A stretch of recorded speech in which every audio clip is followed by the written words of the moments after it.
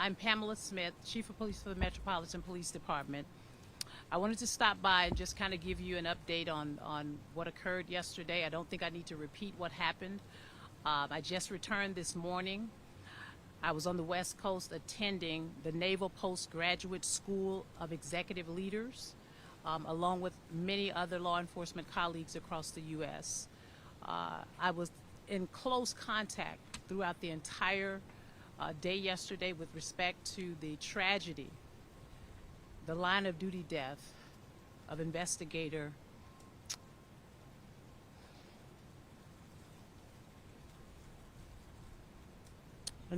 Wayne David. Assistant Chief Carroll did an excellent job yesterday with ensuring that all of the necessary resources with respect to what occurred yesterday was in place and available. I was in close communication with him, as I was also in close communication with Mayor Muriel Bowser throughout the entire ordeal. Today, I want everyone to know that the members of the Metropolitan Police Department and this community, we are hurting. This is hard not only for Investigator David's family, but it's also very, very hard for the members of the Metropolitan Police Department.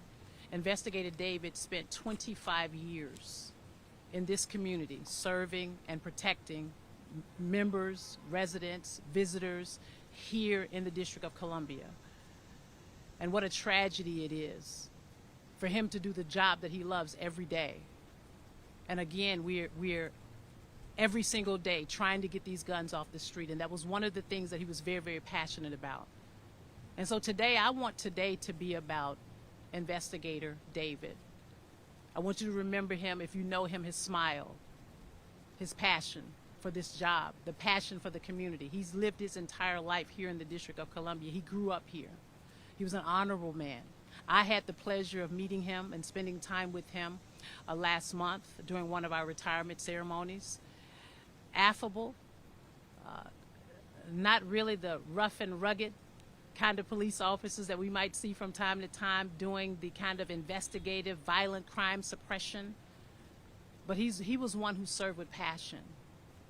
And I want him to be remembered that way. I don't want him to be remembered any other way than someone who was a family man. He has 2 children. I've had the opportunity to speak to both his son and his daughter, who are traumatized at this moment.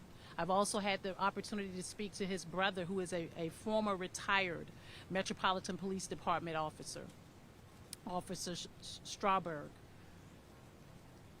And again, it's a tragedy. This is something that, you know, as police officers, we wake up every day, we put the uniform on, we do this job, we know what the inherent risks are. But again, when we lose someone in the line of duty, it is a tragedy for every law enforcement personnel that do this work. I want to also take a moment just to thank all of the law enforcement partners who have reached out, countless law enforcement partners across this country have reached out to extend their condolences and offered their support and their services. We appreciate you. We know that we are not the only police agency who have had to encounter this kind of tragedy. And so we join you in letting you know that we appreciate you and appreciate you reaching out to us and just giving us that comfort and support that we need right now. I'll take any questions that you might have at this time.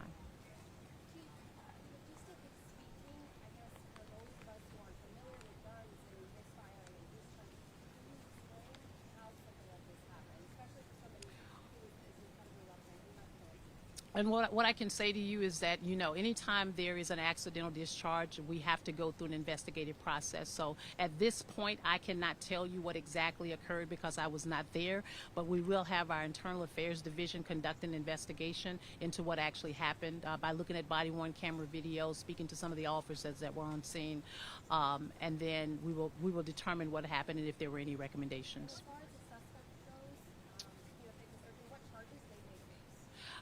So I think what we want to do right now is to find the individual. We have put out some really good images with respect to that.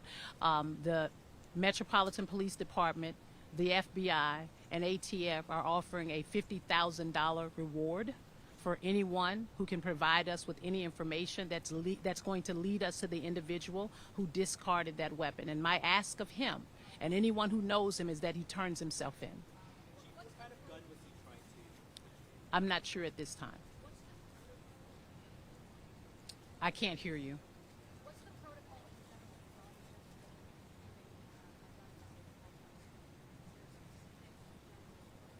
Well, I mean, I think there's specific general protocols for how we retrieve and recover weapons. I'm not sure if it's related to examples or scenarios of going in a drain. But again, what I shared with you before is that we will conduct an investigation to determine exactly what occurred. Chief, Yes, ma'am. I'm sorry to all of you for your loss. I'm wondering if you can speak about the body cam footage that's available. Was his body camera on? Were there other body camera footage? All of our officers are required to have their body-worn camera active whenever they're engaged in any activity. Have you had the chance to review it, and does it show anything about the incident, like who might have pulled the trigger and why? So I have not had the chance to review it because immediately when I was made aware of the fact that one of our officers was shot, I changed my flight plans and I took a red eye here to D.C., got off a plane at 7 o'clock this morning, went to my home, got dressed, and I came to work so that I could be here with my team. Chief, a couple of questions, please. Yes, sir. Very sorry for your loss. Thank you. I just wanted to confirm, are the flags at half-staff because of his loss, or was that for something else? No, that is correct. Mayor Muriel Bowser has ordered all government buildings to have their flags flown at half-staff. It is a line of duty death, and yes, his name will be etched on the memorial behind me. Just one last question. I know there's specific training that's associated with those who go in and do this very dangerous job. Yeah. Can you talk to that and can you articulate the courage that one has to have this training? Well, I don't think. I think we all go through our 36 weeks of basic police training. But then you have other officers who are violent crime suppression division officers who are in some type of specialty who go through a specialized training. And yes, it is a risk. We know the risk that it takes to do this job, but yet at the same time, these officers are resilient and they get up every single day to do this job. And I oftentimes tell people, you can talk about me, but don't talk about the officers. I know exactly how hard they work every single day to do this job and to take these guns off the street.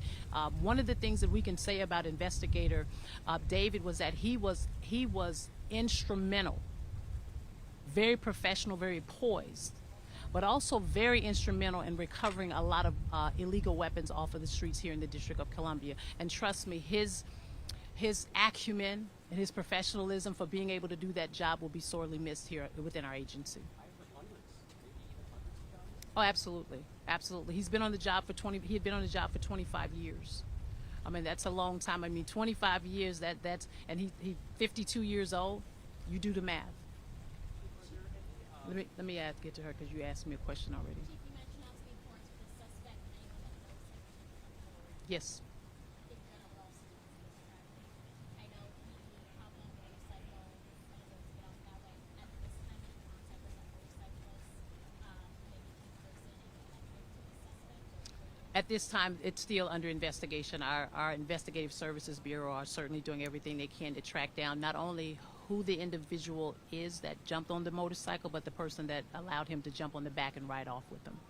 Yes, ma'am. Were there any awards, accomplishments, recognitions throughout his career that you would highlight? Oh, absolutely. Would you share any of their experiences with the Yeah, well, I'll have Assistant Chief Wright come and talk about his experiences with him. And as you heard Chief Carroll state on yesterday, that he was someone that I'm going to assume trained him since he's been a member of this agency. And so again, the memory of Investigator David is fluid throughout our agency, but also with a lot of our other federal partners and local partners. I've been receiving a lot of accolades with respect to the work that he did and his relationship and his professionalism with working with a lot of the police agencies. It's my understanding he had been in the violent crime suppression division for over a decade. So he has built many relationships with respect to the work that he do. But I'll allow Assistant Chief Wright to come and share a few words if he can. Thank you, Chief Smith. It's a great question. So I was also a part of what is now called VCSD. It was NSID at the time, back in 1997, 98, and I was part of the gun recovery unit. And so I started there, and as I moved into investigations, that's when Investigator David would come along and start his career there. And so we exchanged anecdotes and stories on not only how to best recover firearms and do it safely, but one of the things, because we were both DC kids, is how we do it professionally. And that was always top of mind for him and for me, is that we treated everybody with the utmost respect, whether we were about to place them under arrest, whether we were about to recover a firearm from them, but that was always top of mind for him, and I think that's a great distinction from him, and I think a lot of officers do that, but that's was something that he taught, that was something that he handed down over the years to some of the young officers that came in. And so if it's anything that, because he recovered, as you said, hundreds of guns, yes, he will be known for that, but it was how he conducted himself in those recoveries. It was how he led the other officers that were part of his unit that I think served as a great distinction between him and some of the other folks that I'm sure in time will be able to mature into that kind of class of officer. I'll stand by and let the executive chief also share.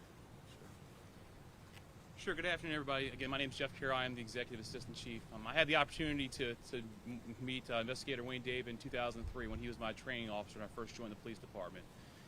Everything that Investigator David did day in and day out, especially when I was a young officer, was teach us, how to safely, not only to respond to calls for service, but how to interact with the community. He, as Chief Wright and the Chief mentioned, he grew up here in Washington, D.C., and to him this wasn't just a job. Every day he went out, he engaged the kids that were out there, trying to put them on the right path, talking to people, making sure they were doing the right things, and if he saw illegal actions or opportunities, he would try to intervene with that. Over the years, he developed, especially not only for recovering firearms, but stolen autos. He was always known to be around with a smile, a cheerful attitude, no matter what the situation was, no matter how long the day was, no matter what was going on. Wayne was always a ray of sunshine and willing to help out other people and help them learn. And that's something that, as he transitioned from the 3rd District, where he trained me at, over to our Narcotics and Special Investigations Division, which is now our VCSD, is he continued with that. Wayne had 25 years on.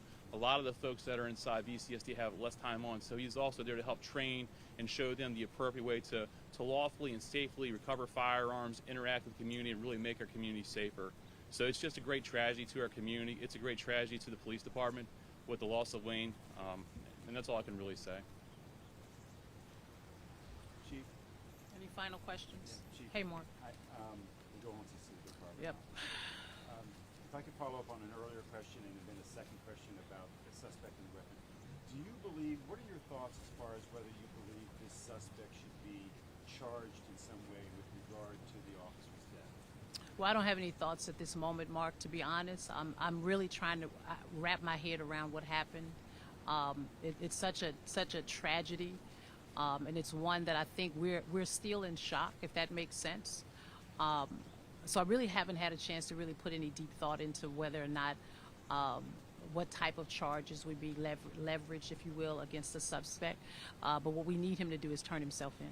And then on the weapon, have you determined anything about the history of the weapon, if it had been used in prior crimes, if it was on your radar? I know ATF is helping you out on this. And so, ATF, one of the things I can say about the alcohol, tobacco, and firearm agency is that they are truly a great partner in these types of cases. And yes, they did have possession of the firearm at this time. What we do know is that the serial number was scratched off of the weapon, and so they're doing some work to try to determine where the gun derived from. Just Yes, sir. two quick questions for you. Do you have any more information about if the man who discarded the gun and the man on the motorcycle knew No, each other? I do not.